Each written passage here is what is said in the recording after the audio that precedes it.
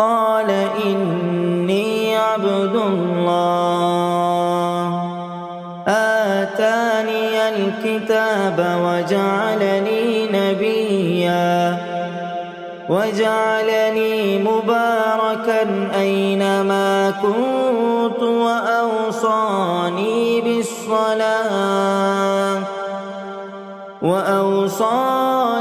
بالصلاة والزكاة ما دمت حيا وبرا بوالدتي ولم يجعلني جبارا شقيا والسلام علي يوم ولدت ويوم أموت ويوم أبعث حيا।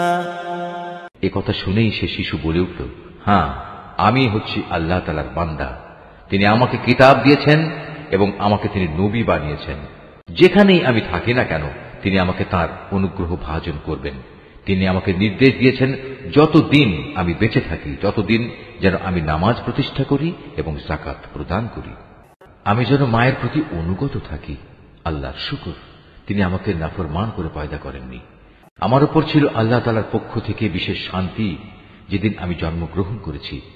শান্তি থাকবে সেদিন যেদিন আমি আবার মৃত্যুবরণ করব এবং মৃত্যুর পরে যেদিন জীবিত অবস্থায় পুনরুত্থিত হব। يا نفس إن لم تغفري لا تجزعي